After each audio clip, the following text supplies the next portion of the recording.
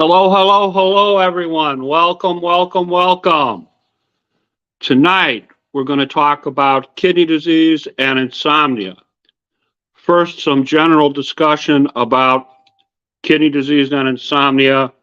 Then we'll talk about some general terms that we use when we talk about insomnia. Then some very, very specific discussion about kidneys and insomnia. And before I forget, in the comments to this broadcast that's pinned to the top of my personal Facebook page is all of my research. So if you want to drill down a little bit on what's going on with kidneys and insomnia, you can start there. And I am actively looking for an expert, and I hope to be able to bring that to you sometime after the first of the year. So just so you know, this is an important topic for people like you and me, and I want to make sure I do a good job covering it. So a few initial facts about kidneys and insomnia. Up to 80% of the patients with end-stage renal disease in current studies present with poor sleep quality, sleep disoriented breathing, and restless leg syndrome, apnea, things of that nature. Half of the patients with CKD have trouble falling asleep or staying asleep. Patients with CKD that are over 50 years old are particularly vulnerable to insomnia. Patients with kidney failure who have undergone kidney transplantation are associated with better sleep than those who are currently on hemodialysis or peritoneal dialysis. Patients with chronic insomnia have a higher incidence of progressive loss of kidney function, of chronic kidney disease, and all-cause mortality in study findings. So this is important. This is the kind of thing that could kill you. Patients with CKD are vulnerable to sleeping disorders, particularly the elderly, leading to chronic fatigue and a reduced quality of life. An estimated 50 to 75% of patients with kidney failure and approximately 8% to 36% of patients with the early stages of CKD have reported insomnia symptoms. Poor sleep and insomnia may accelerate CKD progression and increase mortality in patients on maintenance type dialysis. An estimated 50 to 75% of kidney patients with kidney failure and 8 to 36% of patients with the early stages have reported symptoms of chronic insomnia. Poor sleep and insomnia may accelerate CKD progression and increase mortality in patients on maintenance dialysis.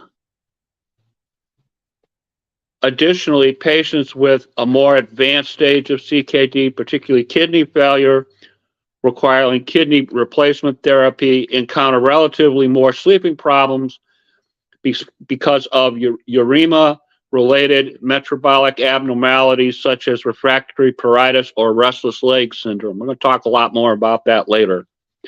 Sleeplessness is an emerging global epidemic and has been closely associated with non-communicable diseases such as type 2 diabetes, chronic kidney disease, cognitive dysfunction, and neuropsychotic disorders.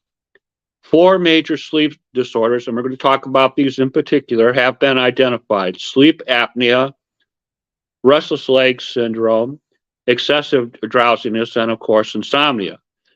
These sleep disorders have been discovered to be highly common in CKD patients and have had a major influence on the quality of their life and morbidity.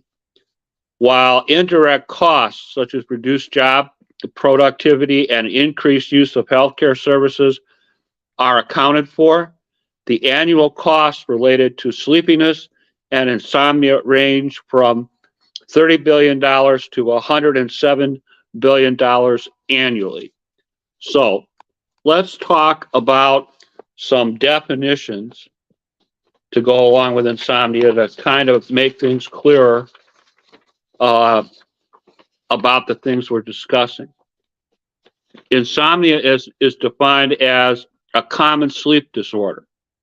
With insomnia, you may have trouble falling asleep, staying asleep, or getting good sleep quality. This happens even if you have the time and the right environment to sleep well. Insomnia can get in the way of your daily activities and make you feel sleepy during the day. There are two types of insomnia, short-term and long-term. Short-term insomnia may be caused by stress or changes in your schedule or environment. It can last a few days or weeks. Chronic long-term insomnia occurs 3 or more nights a week, lasts more than 3 months, and cannot fully be explained by another health problem. Insomnia, for me, I'm 69 years old. I started having these problems around the time I was diagnosed when I was 25. It didn't seem so bad when I was on dialysis, but since my transplant, I can say that I'm definitely having those issues again, fall asleep 4 or 5 o'clock in the morning, that kind of thing. So I would say that I'm a long-term insomnia guy. Diagnosis of insomnia. To diagnose insomnia, your healthcare provider may ask you about your sleep habit. They may ask you to keep a sleep diary. Your provider may also recommend healthy lifestyle habits, such as a regular sleep schedule, cognitive behavioral therapy for insomnia, and medications to help you manage your insomnia. Some people experience a sleep study that's known as polysomnography. It is a test to determine and diagnose sleep disorders. It records your brain waves, the oxygen level in your blood, and your heart rate breathing during sleep. It also measures eye and leg movements. You may need this test if you have symptoms of a sleep disorder, such as loud snoring during sleep, waking up from sleep and gasping for breath, trouble falling or staying asleep, or daytime sleepiness. A sleep study may be done for sleep disorders or at a sleep disorder unit within a hospital or a sleep center. This test is usually performed at night, but it may be done during the day for shift workers who sleep during the daytime. In addition to diagnosis, a sleep study might help determine a plan if you have been diagnosed with sleep disorder. It may also be used to adjust your treatment. Sometimes you may be able to do the sleep study at home. Home sleep apnea tests are used to help obstructive sleep apnea. And just so you can see, here is my home test. I'm probably going to try to do this tonight. If it doesn't work tonight, tomorrow, just so you can see there really is such a thing as a home sleep test.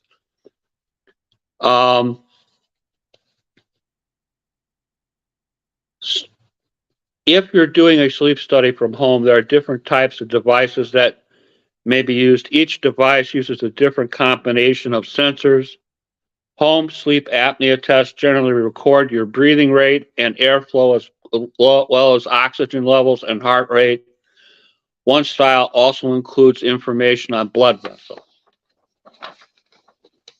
The sleep study will monitor your sleep stages and cycles. It can identify if or when your sleep patterns are disrupted and why.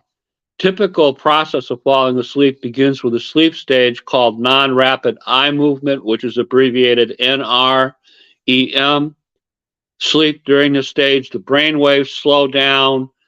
It is recorded during the sleep study with a test called an electroencephalogram.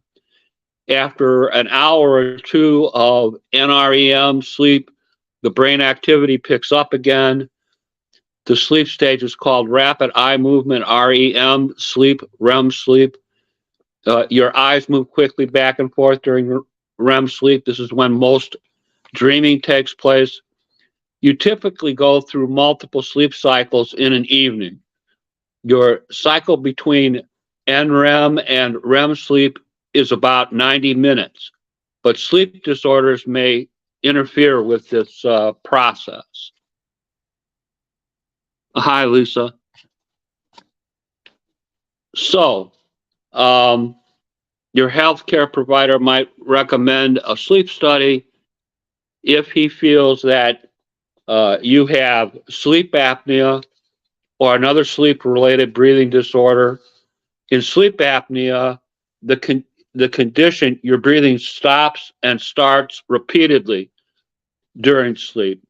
Restless leg syndrome, where there's periodic limb movement disorder. People with this disorder flex and extend their legs while sleeping. This condition is sometimes linked to restless leg syndrome. That is an uncontrollable urge to move your legs while you're awake, usually in the evenings or at bedtime. Narcolepsy. People with narcolepsy experience overwhelming daytime drowsiness. They can fall asleep suddenly anywhere, anytime, any place. Okay, my friend Lisa says sharing is caring. Thanks, Lisa. REM sleep disorder, which involves acting out dreams during sleep. Unusual behaviors during sleep. These are the extreme: walking, moving around, rhythmic movements during sleep. Unexplained long-lasting insomnia. People with insomnia have trouble falling asleep or staying asleep. Sleep apnea. Let's talk about that a little bit. Sleep apnea is a potentially serious sleep disorders in which breathing repeatedly stops and starts. If you snore loudly and you feel tired, even between or after a full night's sleep, you may have a sleep apnea. You wake up and you feel kind of disoriented, not sure what time of day it is or evening it is, that sort of thing. The symptoms of obstructive and central sleep apnea overlap, sometimes making it difficult to determine which you have. Common symptoms include loud snoring. This is something that would have to be reported by someone other than yourself, obviously. Episodes in which you stop breathing during sleep. Likewise, you need another person to report that. Gasping for air during sleep. Awakening with a dry mouth. Morning headache. Difficulty staying asleep. Insomnia itself. Excessive daytime sleeping, known as hypersomnia. And your Uncle Jim does his fair share of daytime sleeping, by the way. Difficulty paying attention when awake, irritability. So let's talk a little bit about chronic kidney disease and how it kind of fits in with all this. I got a couple more comments. My husband has most all of these symptoms with Parkinson's. I'm sorry to hear this. Little bit about chronic kidney disease. Chronic kidney disease affects over 10% of the world's population, and over the next decade, it is estimated that over 1 million people worldwide will start dialysis.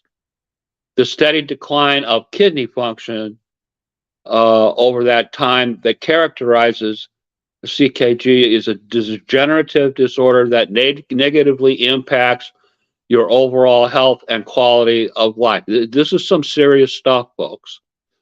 So kidney disease and insomnia, the bottom line here, the chicken and the egg thing, and this is just my opinion, is that kidney problems can cause insomnia. Sleep disorders are common in people with chronic kidney disease and end-stage renal disease. In addition to insomnia, sleep disordered breathing, excessive sleepiness, restless leg syndrome, a high incidence of sleep apnea, periodic limb movement during sleep. These occur together and may predict mortality. Let me repeat that again. May predict mortality in end-stage renal disease. Sleep apnea, as we've stated, you stop breathing during sleep. There are two types. There's an obstructive sleep apnea, which occurs when the throat muscles relax, intermittently closing off the upper airway during sleep. There's central sleep apnea, when your brain doesn't send the proper signals to your muscles to control your breathing. The signs and symptoms of obstructive and central sleep apneas overlap, sometimes making the type of sleep apnea more difficult to diagnose and determine. The most common signs of and symptoms of obstructive and central sleep apnea include excessive daytime sleep, loud snoring, usually more prominent in obstructive sleep apnea, episodes of breathing cessation during sleep witnessed by another person, abrupt awakening accompanied by shortness of breath, which more likely indicates the sleep apnea, awakening with a dry mouth or a sore throat, morning headache, difficulty staying awake, attention problems. Untreated sleep apnea can make the symptoms of chronic kidney disease worse. Daytime fatigue, sleepiness, impaired neurocognitive function can affect your overall quality of sleep. Sleep apnea is considered a very, very serious medical condition. As a result, treating and effectively managing sleep disorders in this group of patients is critical for improving their well-being and minimizing potential negative consequences. So, can kidney disease cause insomnia? Recent studies have shown that 44% of all kidney patients suffer from some kind of sleep disturbance. Sleep disorders tend to be under-recognized by renal healthcare providers. And we're going to talk in a minute about the prevalence. Hi, Pat. I have so many of these insomnias, Pat. Me too, Pat. Me too. Where was I? Okay. The prevalence of insomnia in kidney patients. The reported prevalence of insomnia among patients with end-stage renal disease treated with conventional hemodialysis or peritoneal dialysis ranges from 19 to 71%. A meta-analysis reported that the prevalence of insomnia was 46% on average in patients on hemodialysis and 61% in patients on peritoneal dialysis. Insomnia is a significant source of stress and is associated with increased risk of nocturnal blood pressure variability and mortality in these patients. The mechanism by which insomnia may increase mortality among such patients is unclear, but may be via an increase in systematic inflammation, which has been associated with, guess what, end-stage renal disease and poor cardiovascular outcomes among kidney patients. So what organs are affected by insomnia? Heart and circulatory systems. Sleep deprivation has long-term damaging effects on your heart and your circulatory system. Metabolic systems. People with chronic kidney disease are at a much, much higher risk of developing type 2 diabetes. So, can a kidney patient take sleeping pills? And generally speaking, the answer to that is no. Sleeping pills have their own side effects, including prescription sleeping pills. And these risks, especially with people with liver or kidney disease or older adults, are very serious. Always, always, always talk with your healthcare provider before trying any new treatment for insomnia. So what kinds of things contribute to insomnia.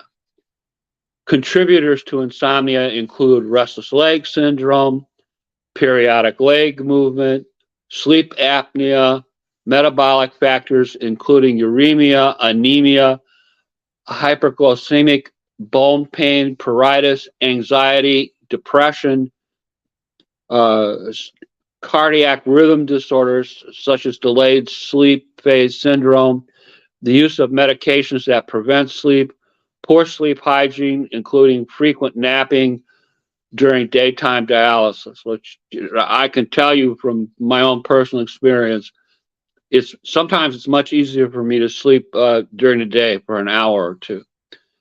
People with chronic kidney disease often have trouble falling asleep and staying asleep. Your physical and mental health can contribute to your sleep problems. These are some common causes for sleep patterns that are disturbed in kidney patients. Restless leg syndrome. RLS, as it's abbreviated, often occurs when the legs are at rest, such as when a person is sitting or laying in bed. The sensation varies from patient to patient. It can be very irritating, itchy, and painful. Some patients find moving their legs make them uncomfortable situations lessen or going away. Doctors have determined that iron deficiency, caffeine, alcohol, tobacco, diabetes, and certain medications contribute to restless leg syndrome. Sleep apnea. Sleep apnea causes your breathing to be interrupted or stopped for more than 10 seconds while you're in a deep sleep. These non-breathing intervals are called apnea. People with sleep apneas often snore heavily. The snores continue until breathing is interrupted or stopped. This is a signal of apnea. The person will then snort or gasp to take in air, and the snoring continues until the next apnea. This doctor can then determine if you have sleep apnea by conducting a physical study or a sleep study. Other problems, an inadequate dialysis clearance, a buildup of waste in your blood can cause you to feel ill or uncomfortable. This could make sleeping difficult. If you're on peritoneal dialysis, so if you're on PD, your doctor will occasionally test your dialysis rate to make sure it's pulling enough waste and toxins from your body. Certain emotions can contribute to the problem. Worry, anxiety, sadness can keep you up at night. If your sadness, anxiety, or depression lasts more than 2 weeks, contact your doctor immediately. That's more than 2 weeks, folks. That's not much time. Changes in your sleep pattern.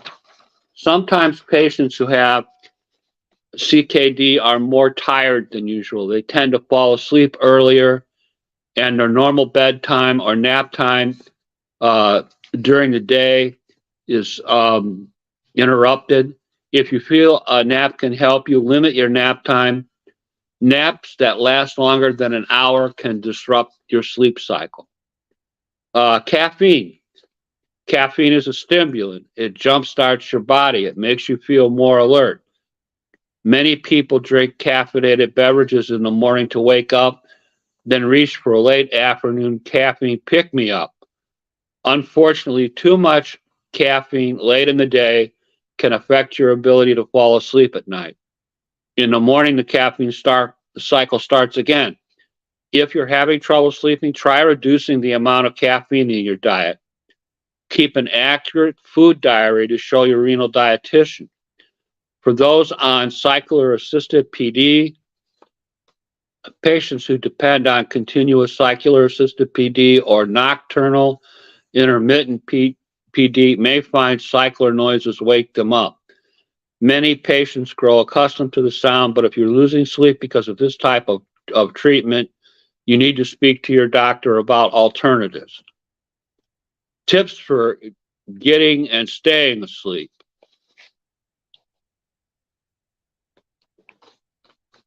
Tips for getting and staying asleep.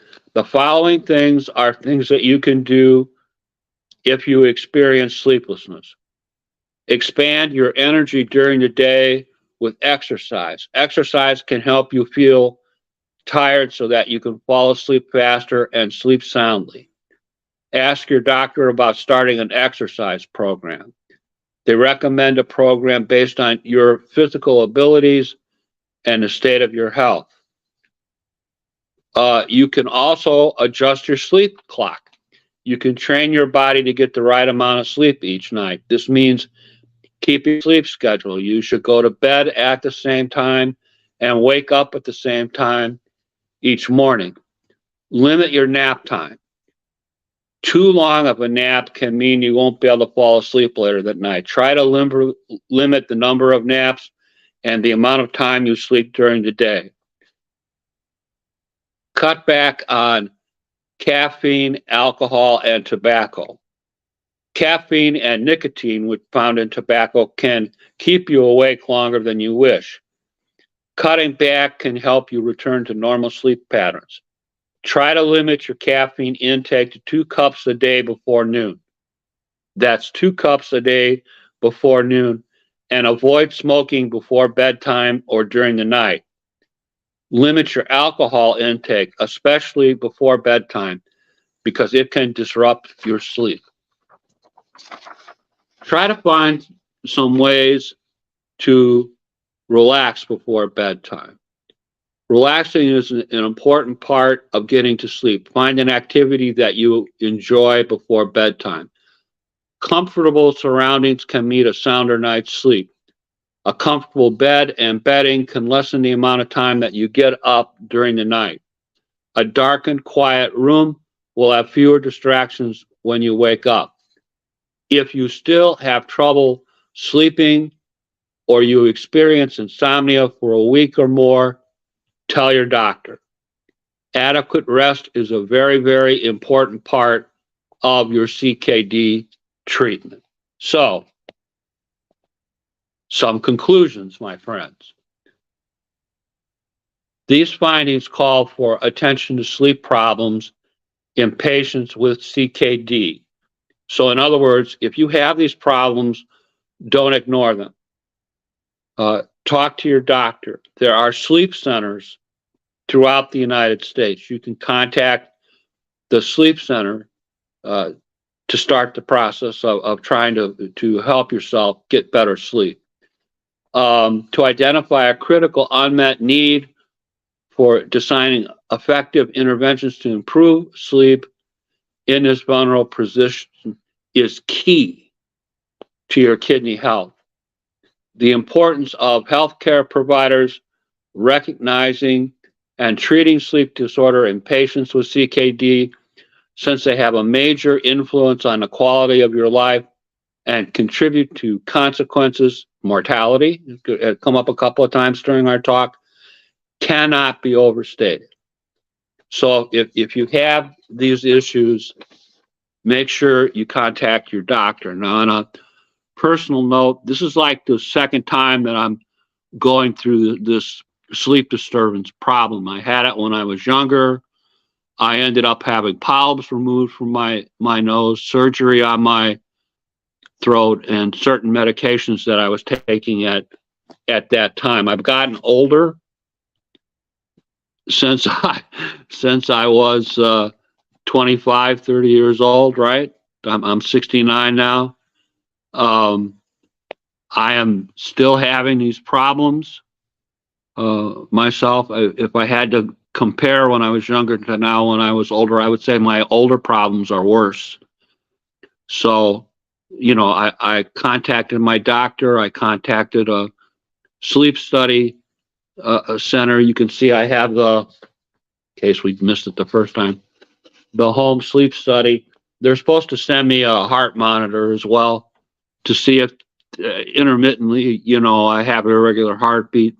So you want to make sure that you do those kind of things for your own benefits. And kidney transplant wise, don't forget to contact our good friends at Kidney Solution, 830-285-2140 or info@kidneysolutions.org. Please share, comment, or subscribe on my YouTube channel to our broadcast. I try to do something every week. And I want to thank everybody for watching. Again, if you know of someone that is an expert on insomnia, kidneys and insomnia in particular, um, don't hesitate to contact your Uncle Jim, because I really would like to get an expert on to talk about this topic. It's an important topic. So I want to thank everybody for tuning in, and I'll be creating a broadcast replay after we're finished tonight. So the replay will be up, and you'll be able to watch it at your convenience anytime. And I just want to thank everybody again for tuning in, and thank you for supporting the broadcast. That's it for this evening. Thanks, everyone, and I will see you again next week. New kidney advocate we haven't had on before next week from Texas. Should be interesting. You don't want to miss it. So we'll talk to you soon. Oh, my friend Bobby. Hi, Bobby.